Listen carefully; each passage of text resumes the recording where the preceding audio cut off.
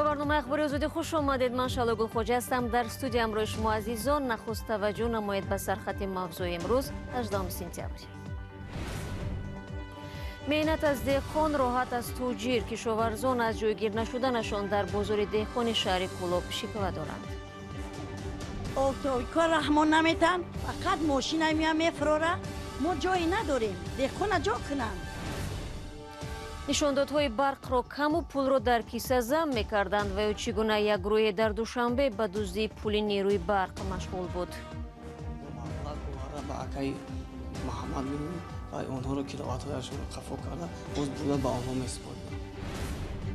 و بازگشت ده هزار مهاجر توجیک از روسیه به وطن حق مهنت کورجیون در تاجیکستان را ارزان کرده است.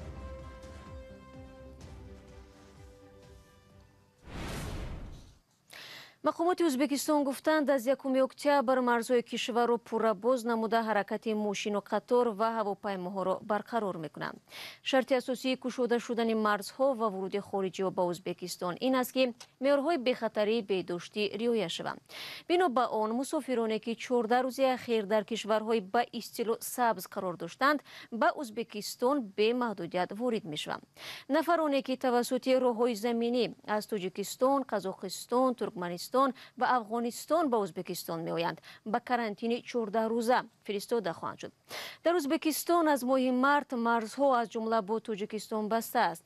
مقامات توجیک درباره گشودن مرزها حالا یگان تصمیمی ندارند. باید گفت بعد به سر قدرت آمدن شوکت میرزیویف و قبل از پاندمی کرونا ویروس رفت آمد ساکنان دو کشور به طور بی سابقه زیاد شده بود.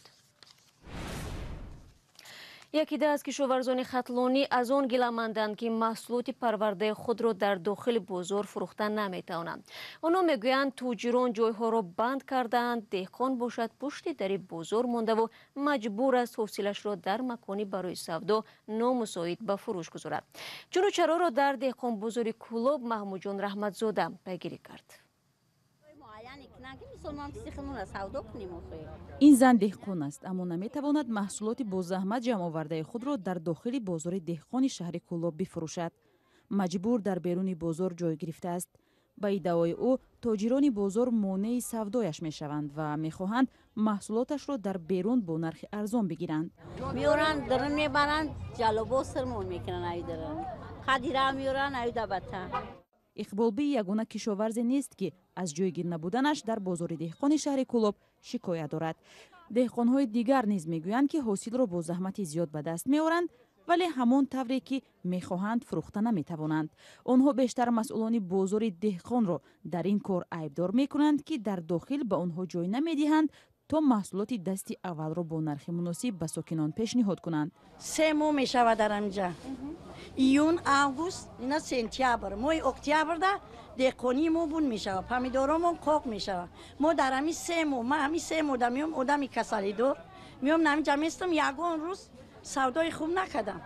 بیسی ملیسه ها سرمون میکنن جامون نمیتن در بازار کلان میدرویم. کار رحمان نمیتن فقط ماشین میام میفروره. ما جایی نداریم دهقان جا کنن. در همین حال تاجران بازار دهقان ایده‌های کشاورزان را رد میکنند. همه باید دادرم بدرویا، یعنی همه دادرم بدرویا، همه برای همه یک کس برای همه.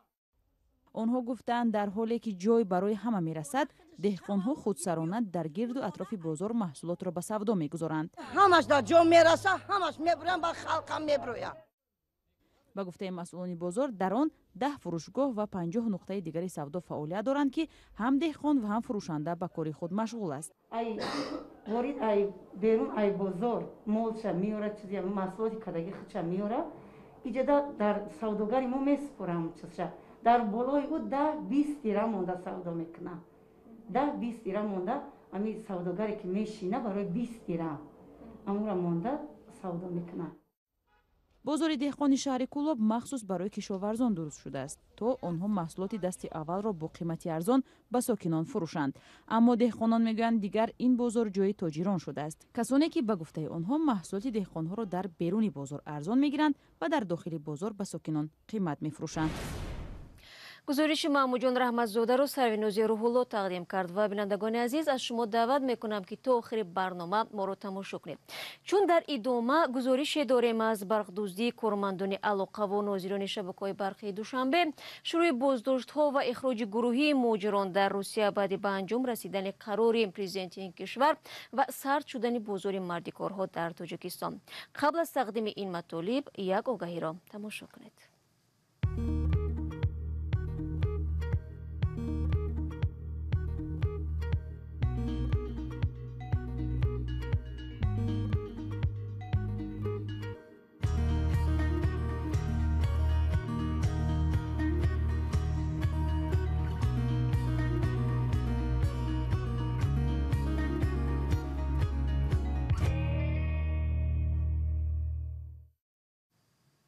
در دوشنبه اخیراً پلیس یک گروهی را اشکار نمود که برای رشوه به هزاران ساکن کشور امکانیت میداد پول برق را کم پرداخت کنند. چندی از ناظران برق بر عوض یک مقدار مبلغ نشان دهنده های برق کارخانه و ساکنان را تغییر میدادند. تا زمان بازداشتی این گروه چنین شیوه پرداخت پول برق به فایده استفاده برندگان ولی بر ضرر بودجه دولتی بود. تلویزیون نستایش وریم در این باره گزارش تهیه کرد. رسول یوسفوف حسابکنک الکترونی برقی دارد. این حسابکنک را در خانه او 5 سال پیش در دایره لایحه سنجشی کاهش صرفه برق نصب کردند. از آن زمان او باید برای بی برق نماندن همیشه پول آن را پیش پرداخت کند. به گفته رسول این نوع حسابکنک هم برتری و هم کمبودی‌های خود را دارد. کار کردن نگرد، همین که پولش تمام شد خودش ما 20 کیلووات ماندنده و میپماند. حسابکنک های برقی فعلا تنها در ناحیه رودکی نصب شده است. این نظام باید مشکل نپرداختن پول برق از طرف ساکنان را حل و حالتهای دزدی نیروی برق را برطرف می کرد. ولی با وجود اینکه تجربه نو برای مبارزه با رشوت‌ستانی و فریبکاری در پرداخت برق تا جای موفق بود، آن در سراسر کشور راه اندازی نشد. تا هنوز در شهر و منطقه‌های کشور بی‌بندوباری در پرداخت پول برق ادامه دارد. اخیراً به وزارت کارهای داخلی از بالای یک شبکه ناظران شکایت بردند که با راه کم نشان دادن کار نیروی برق در خانه ساکنان برای خود پول کار کردند. حساب کنک رو میدادن با مبلغ آورده با اکای محمد میدادن و آنها رو کیلووات‌هایشون رو قفا کرده باز بوده به آنها میسپاریم. به گفته اقتصادشناس حاجی محمد عمرов در تاجیکستان تا 20% نیروی برق تا مشتری نمیرسد و اگر نصف آن به دلیل فرسوده بودن تجهیزات ضایع شود، تلف یافتن یک قسم زیاد دیگر به احتمال زیاد نتیجه کار غیرقانونی کارمند شرکت برقدهی است. در دوره شوروی تا 6% نیروی برق تلف می‌یافت و می‌گفتند که این مقدار در داخل شبکه نابود می‌شود. حاضر مقدار خیلی زیادی نیروی برق تلف می‌یابد. برق تاجیک یکی از شرکت‌های پرمشکل و از نگاه مالی زیان آور تاجیکستان است که سال‌هاست برای فعالیت ناشفاف و قرض‌هاش انتقاد می‌شود. قرض این شرکت از انداز و لایحه‌های اینوستیسیونی به 2 میلیارد و 800 میلیون دلار برابر شده است، ولی حکومت همانا این شرکت را نگه می‌دارد. شما برنامه خبری رادیو آزادی رو تماشا دارید. روز 15 سپتامبر مهلت عمل قرار پرزیدنت روسیه وابسته به دادن سبکی به مهاجران انجام شد. انتظار می رفت که این قرار تا 3 ماه دیگر دراز کرده شود، ولی به جای این به قبل شکار گروهی مهاجران از جانب مقامات حفظ حقوق این کشور آغاز یافت. دیروز حدود 100 مهاجر از آسیای مرکزی را از نزد ایستگاه متروی توپلیستان بازداشت و به ماشین‌های پلیس بار کرده و به شوبه بردند. حامی حقوق محمد صابیروف میگوید مهاجران سر وقت به مرکز تانگ جهانی تماس گرفته با دخالت نماینده کنسولگری تاجیکستان در مسکو از چنگ پلیس رها گردیدند.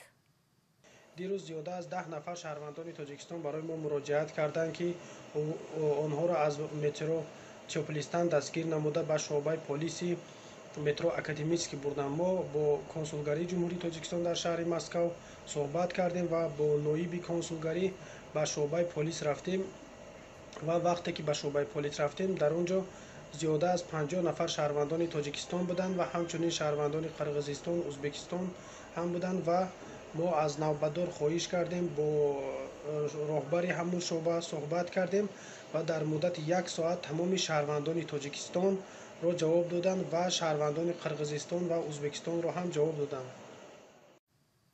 бинобар пандемияи коронавируси нав Владимир Путин моҳи апрел зери қароре имзо гузошт ки нисбати моҳлати сабти ном ё санадҳои будубоши муҳоҷирон имтиёзҳоро пешбинӣ мекард. Замони амали ин қарор 2 рӯзи пеш ба поён расид. Ҳарчанд мақомоти рус мегуфтанд вобаста ба дароз кардани моҳлати имтиёзҳо ба ҳукумат пешниҳодҳо ироа шудааст, вале ҳеҷ тағйироте сурат нагирифт. Инам дар ҳолест ки шумораи зиёди муҳоҷирони тоҷик мегӯянд ҳатто баъди сабук шудани реҷаи карантин дар Русия кори онҳо омад накарду мехоҳанд ба ватан баргарданд. дар чанд моҳи ахир аллакай даҳо ҳазор муҳоҷирон ки таъмингари хонаводаҳояшон буданд ба Тоҷикистон баргаштанд. Бозгашти аксарияти онҳо ба зодгоҳ на танҳо мушкилоташонро ҳал накард, балки бозори мардикорҳои дохилиро ҳам сард намуд. ҳоло таҷаммуи корҷиён бештар ва дарёфти шуғл мушкилтар шудааст. ба назари коршиносон бо бозгашти шумори зиёди муҳоҷирон сатҳи бекорӣ дар кишвар афзоиш ёфта, дар сурати роҳандозӣ накардани тадбирҳои ҷиддӣ вазъ бадтар хоҳад шуд. Алишер Зарифӣ ва Шаҳлои Абдулло бо вазъи мардикорбозорҳои Душанбе ошно шуданд. дар ҳоле ки ҳазорҳо муҳоҷири тоҷик имкони бозгашт ба ватанро ҷустуҷӯ доранд, ин раванд арзиши меҳнати мардикоронро сард кардааст. хуруҷи бемории COVID-19 ба иқтисоди тамоми кишварҳои ҷаҳон таъсир гузоштааст. ҳаррӯз ҳамин карантин шуда ҳам ҳамин кору ҳам аз сено пас шидаги. Пеш зур буд, пеш 170 то 200 сом рӯзи корӣ мерафтанд, ҳозир то 30 сом то 20 сом. корҷиён мегӯянд ҳоло розӣ ҳастанд бо қимати 2 баробар камтар ҳам кор кунанд. аммо бо ин вуҷуд ба гуфтаи онҳо кор пайдо намешавад ва рӯзҳо мунтазири кордеҳ мемонанд. одам истод шуда кор нест, як кор мешавад ҷанҷол даъво мешавад. ба гуфтаи бархе коршиносон, мақомоти кишвар бо таҳияи барномаҳои махсус бояд корҷиёнро ба шуғл таъмин намоянд.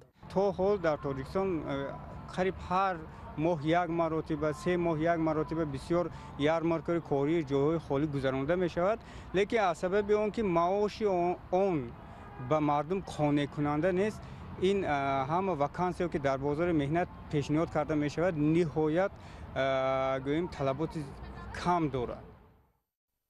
ҳарчанд коршиносон таҳияи як барномаи коркардшудаеро барои ҷалби муҳоҷирони бозгашта муҳим меҳисобанд, аммо масъулони вазорати меҳнат, муҳоҷират ва шуғли аҳолии Тоҷикистон аз шарҳи чунин барномае худдорӣ мекунанд.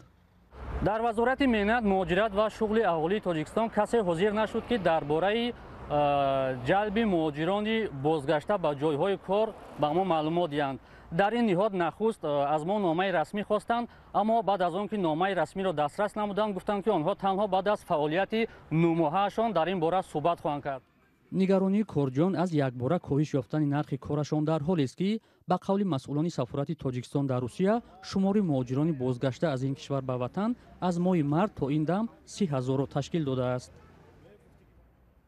инчунин ба иттилои мақомот аз рӯзи 16 то 30 сентябр барои бозгашти шаҳрвандони Тоҷикистон аз Русия 71 парвози дигари чартерӣ ё ғайри нақшавӣ ташкил шудааст.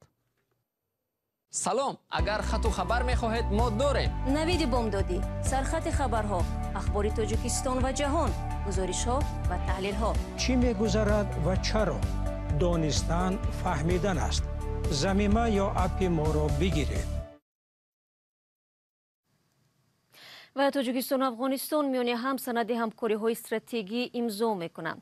Дафтари матбуоти Вазорати умури хориҷии Афғонистон рӯзи 17 сентябр хабар дод ки ҷониби ин кишвар дар мулоқоти Душанбе иброз доштааст ду давлат метавонанд дар сатҳи миллӣ ва вилоятӣ бо ҳам кор кунанд ва барномаи муштараки амниятиро дар чорчӯби ҳамкориҳои стратегӣ матраҳ ва амалӣ созанд. тафсилотро метавонед дар вебсайти мо пайдо намоед. дар ҳамин ҷо барномаи имрӯзаро ба поён мебарем. шумо бинандагони азиз метавонед ахбори бештар аз инро дар сомонаи радиои озодӣ зери нишонии www.ozodi.org бихонед ва наворҳои рӯзро дар Озодӣ видео канали мустақими мо дар YouTube тамошо кунед. бароятон ман дар 2 рӯзи оянда истироҳати бофароғат мехоҳам. то мулоқот дар ҳафтаи нав. худо нигаҳдори ҳар яки шумо.